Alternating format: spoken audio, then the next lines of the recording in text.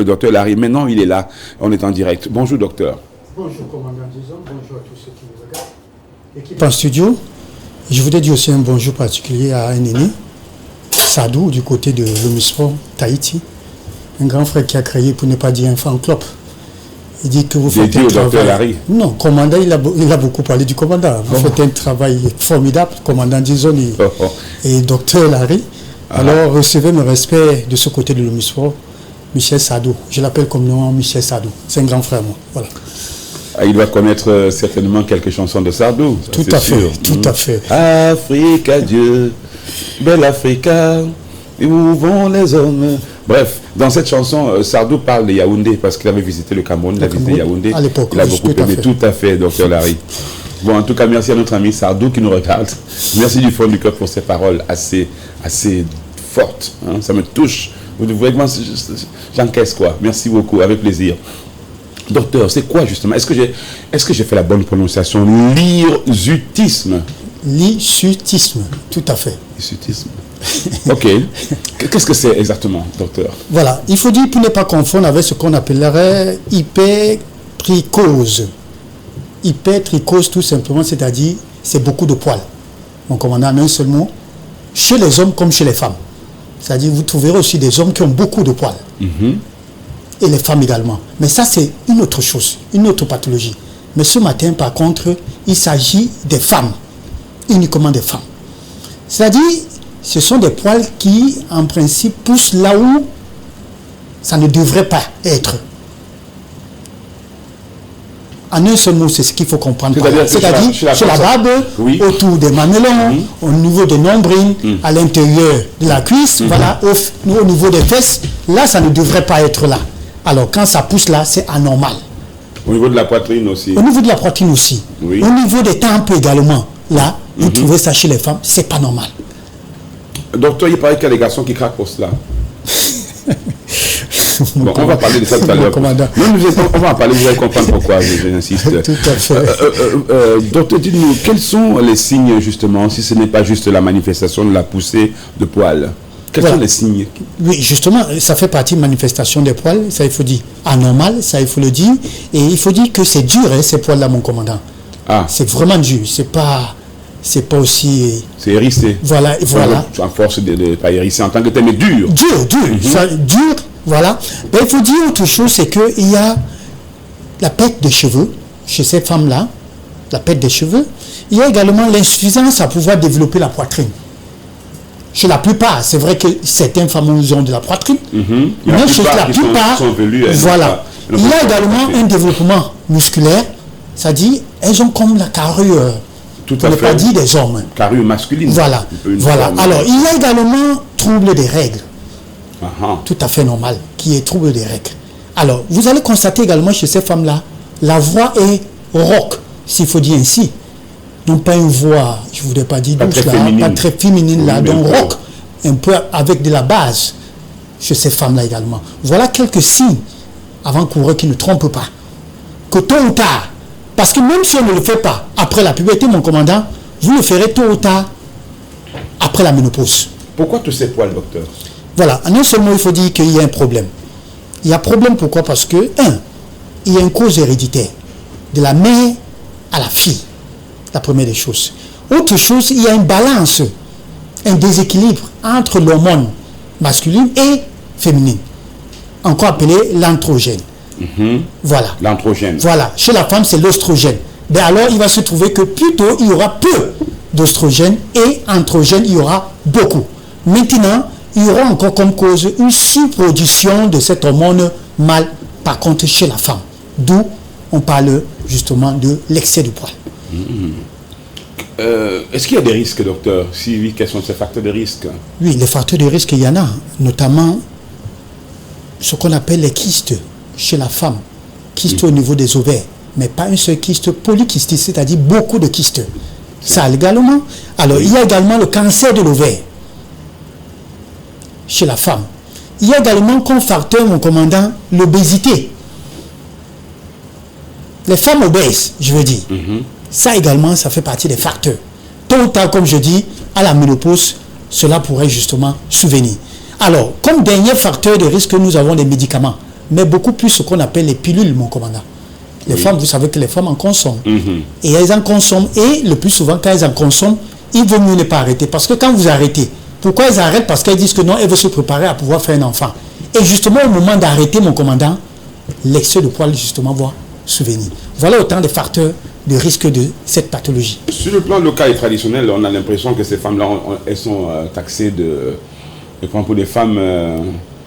j'ai entendu parler de vampirisme, mais pour celles qui ont... Tout à fait, la sorcellerie, mon commandant. Sorcellerie, etc. Alors que ce n'est qu'un problème hormonal. Docteur, dites-nous un petit peu, est-ce qu'on arrive à établir le diagnostic? Si oui, à quel moment faut-il aller consulter? À quel moment faut-il s'inquiéter? Ça, il faut dire que, mon commandant, ça se voit, c'est-à-dire on voit venir la chose. C'est-à-dire, vous voyez votre jeune fille à la maison. Du coup, quand vous observez l'enfant, vous constatez par sa voix, comme je dis, les signes là, vous constatez qu'elle est, comme on dit, poilue. C'est-à-dire, même au dos là, vous constatez qu'au niveau du fessier, en haut là également. Vous voyez, quand vous voyez l'enfant, au fur et à mesure que l'enfant grandit, vous constatez ça. Je crois que c'est le moment. Pensez à ça, n'attendez pas l'âge pubère. Parce qu'avec l'âge pubère, mon commandant, il y a justement hormonal, c'est-à-dire il y a trouble là, et ça se développe beaucoup plus. Alors, en ce moment-là, vous devez aller consulter. On peut rencontrer justement un gynécologue, l'oncologue. Ça, c'est important. Voilà des gens, les spécialistes qu'il faudra rencontrer, vous consulter. Et lui, sur la base, justement, des questionnaires, quels sont les signes, est-ce que, voilà, avec certain nombre de questions qu'on va poser, il va justement vous envoyer faire ce qu'on appelle l'échographie abdo-pelvienne. Parce que l'échographie, justement, pourrait révéler, mon commandant, justement, les kystes. Et à ce moment-là, on dira que, mais tiens, on comprend, voilà la chose. Il pourrait justement demander jusqu'à ce qu'on appelle l'IRM. Également. Ça, c'est important. Ou encore un bilan hormonal, justement, pour voir le taux d'oestrogène, justement, de cette dernière-là. Voilà le bilan qu'il faut faire, en tout cas. Docteur, on parle là du diagnostic, mais est-ce qu'on peut parler des conséquences? Le fait de laisser cette poussette de poils, parfois, on connaît des femmes qui n'ont jamais consulté, hein, qui continuent à avoir leur poussette de poils à des endroits insolites. Alors, est-ce qu'on peut parler des conséquences si on laisse pourrir ça? Oui, il y a des conséquences, mon commandant, parce qu'il faut dire que l'excès de poids chez la femme cache beaucoup de pathologies. Je voudrais commencer par le cancer. Je voudrais commencer par l'anémie. Embrayer par l'anémie. Il y en a qui s'épilent au fur et à mesure.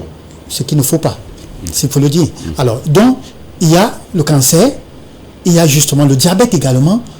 Vous constaterez justement que cela pourrait cacher le diabète. Alors, sur l'aspect psychologique, mon commandant, il y a la dépression, il y a l'anxiété. Vous allez constater, comme vous l'avez dit tout à l'heure, ces femmes, ces dernières sont parfois taxées de sorcières, ainsi de suite, parce que j'en ai vécu une scène, non loin de là, ici en Saint-Dalip, justement, quand je passais par là, une jeune dame qui sortait de sa voiture, et là où on charge les voitures pour village, justement, elle avait beaucoup de poils là, et ça a attiré l'attention de ces chargeurs. Vous pouvez imaginer l'esprit que ces jeunes ont. On s'est mis a dit, oh mais cette femme-là, c'est pas possible, ça c'est un homme. Vous voyez, j'ai constaté que la femme, elle avait honte. Vous constatez un peu, il y a ça, ces stigmatisations-là, mon commandant, elles sont complexées, du coup, certains sont obligés. Et par contre, ce que j'ai apprécié chez cette dernière, c'est qu'elle était bien habillée en robe, bien, c'était exposé, ça se voyait, mon commandant. Par contre, chez certains, cache même tout ça. Pourquoi? Parce qu'elles ont peur qu'on puisse voir et tout. Elle était bien habillée, en mini là, elle n'avait pas. Mais quand on a commencé à hurler, elle... Du coup, ce qu'elle voulait faire, j'ai constaté que rapidement, elle est repartie dans sa voiture. Parce que certains étaient dit, non, ce genre de femme, il ne faut même pas s'aventurer à sortir avec elle parce qu'elle va te taper. Vous voyez, cette expression, ça fait, c'est pas bon. C'est pas bon. Docteur, vous êtes scientifique, c'est vrai, mais vous savez quand même que ça se dit, je n'en ai parlé avec Blanche Boiliki, qu'il y a des garçons qui craquent pour cela, les filles velues, c'est leur truc, quoi, en fait. Ils préfèrent. Vous êtes au courant de cela? Je suis très. Vous en pensez quoi? Je vais vous dire, mon commandant, craquer, c'est tout simplement un fantasme. Hein. C'est un fantasme, tout compte fait. Chez ces hommes-là, ça il faut dire, c'est quelque chose qu'elles dessinent là, ce dernier dessine là. Et pour eux, ils rêvent à voir ce genre de femmes, parce que c'est des caresses, ils pensent à ce genre de choses. Mais il faut dire qu'il n'y a rien de particulier. Ça, il faut le dire ainsi, mon commandant. Ça, c'est un fantasme, c'est quelque chose qu'ils dessinent. Ils se disent que ce qu'ils éprouvent chez d'autres femmes, ils éprouveraient plus chez ces femmes-là. De part de l'excès de poils et tout. Je dis, il n'y a rien de particulier. Tout compte fait. Il n'y a rien de particulier. Docteur, dites-nous, est-ce qu'on doit quand même, quand on fait ces filles qui sont vélues, qui sont un petit peu frustrées par moment, est-ce qu'on doit procéder au rasage? Non. Parce qu'on conseille souvent les centres de soins, on fait des rasages, on fait à la cire, on fait à quoi, je sais. Oui, épilation est différent de rasage. D'accord. Voilà, ça, épilation. Parlons d'abord du rasage. Oui, le rasage, il ne faut même pas. Parce que ça, c'est contre-indiqué. Avec un rasoir. Oui, à chaque fois que vous allez le faire, ça va pousser 2-3 fois plus. Vraiment, c'est contre-indiqué. Et ça, justement, chez certains enfants, les parents vont jusqu'à faire cela pour pouvoir combattre. Non, on ne combat pas de cette manière. Il faut justement consulter, parce que ça va dépendre de la cause, mon commandant. Si c'est un problème hormonal, quand vous rasez, vous n'êtes pas en train de résoudre le problème hormonal. Il y a l'excès d'androgène, donc vous n'êtes pas en train de résoudre. Pendant que vous rasez, le lendemain, une semaine, ça repousse, et là, c'est trop. Et en plus, ça commence même à faire peur. Donc, contre-indiqué, le rasage. Mais l'épilation à la scie, vous l'avez dit, ça, c'est conseillé. Voilà. En quoi consiste le traitement, docteur? Le traitement, justement, il faut dire d'abord hormonal. Il faudra déceler la cause, parce que si c'est un problème héréditaire, ça, il faut plutôt éviter les complications qui peuvent survenir, dont nous avons parlé des conséquences là.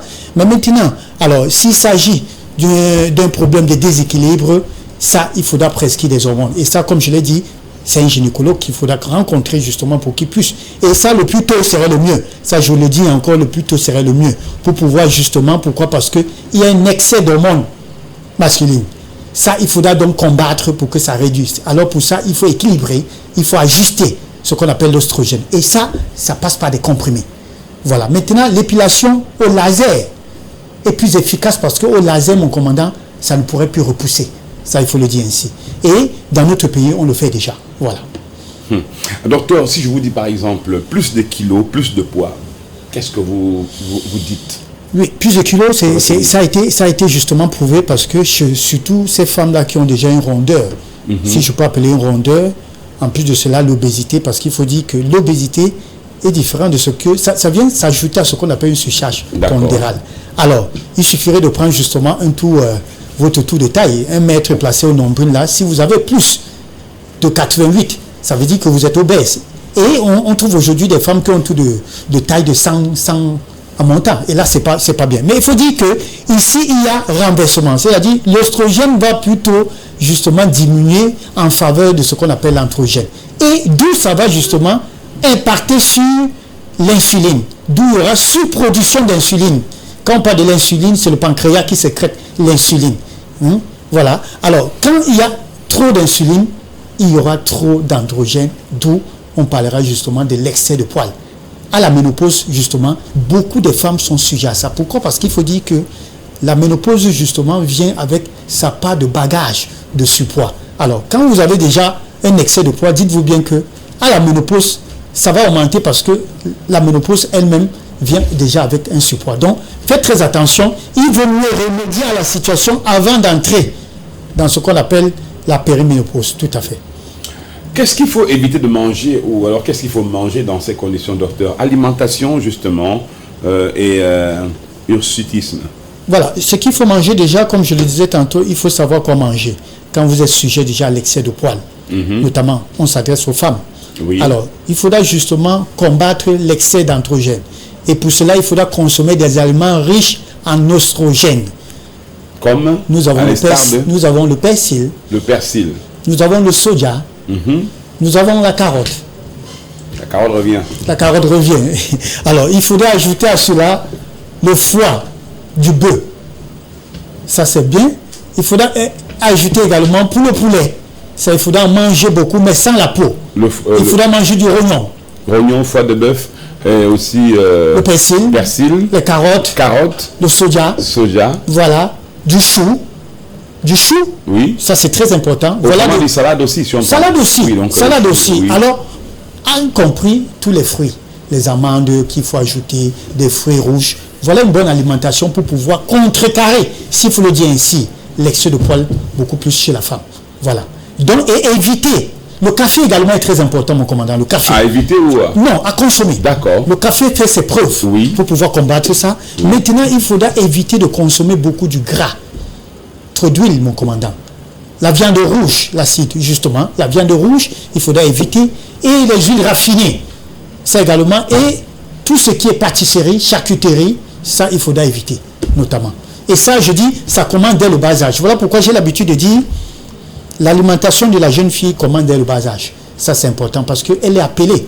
Je ne dis pas que l'homme participe à la procréation. Mais la femme, c'est elle qui porte l'enfant, c'est elle qui fabrique l'enfant. Donc, l'alimentation de la jeune fille commence dès le bas âge.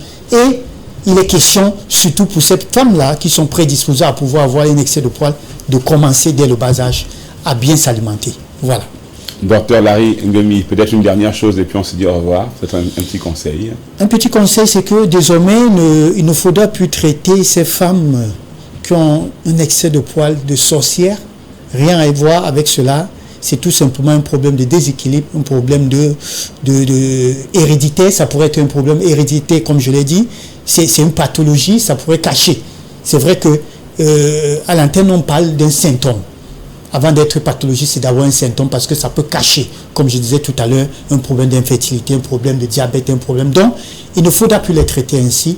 Au contraire, il faudra les accompagner. Et ces femmes-là ont besoin même des psychologues pour les accompagner, pour pouvoir lutter contre l'anxiété, la dépression et tout. Donc, chères femmes, pour vous qui êtes déjà sujet, je crois à compter d'aujourd'hui, il faudra véritablement se prendre en charge. Pour vous, si vous n'avez pas encore consulté, il est temps de pouvoir consulter pour la chose. Il faut dire que ça se soigne en un seul mot. Voilà. Cela se soigne en deux mots. Peut-être une réponse à la préoccupation de Blanche Baliki qui voulait savoir une femme qui est très velue au niveau de la poitrine au moment de servir le sein à son petit. Elle est obligée d'être un petit peu en retrait. En retrait, pourquoi mon combat là? Je voulais savoir pourquoi elle est en retrait. C'est ce qu'elle. Enfin, moi, je pense qu'elle devrait peut-être être. Je ne sais pas si elle devrait être en retrait, mais Blanche se demande comment faire. Cette femme, que doit-elle faire? Non, mais elle allait son bébé normalement. Elle doit allaiter normalement. Voilà pourquoi j'ai dit que ça ne devrait plus. Non, elle doit surpasser cet esprit où on pense à je ne sais pas quoi et tout. Mais il faut dire autre chose, c'est comme mon commandant. Généralement, ces personnes ont des problèmes de fertilité. Donc, on trouve peu qui ont des bébés. Ça, il faut le dire ainsi. Voilà pourquoi je dis, s'il faut arriver jusqu'à l'âge adulte, faites très attention, ils pourront ne plus concevoir. Donc, le plus tôt serait le mieux pour pouvoir justement avoir une chance de pouvoir avoir un enfant demain. Voilà. Merci beaucoup, docteur. C'est avec cette recommandation qu'on va se dire au revoir, en espérant qu'on va se reparler demain, toujours pour la même occasion, à l'occasion justement d'un moment de santé avec justement le docteur Larry, dont le numéro de téléphone, les numéros sont au bas de l'écran et je me fais le plaisir quand même de vous les rappeler, 6 99 64 57 59 ou bien 6 75 92 47 91. Voilà. Merci encore, docteur Larry Ngemi. Dans quelques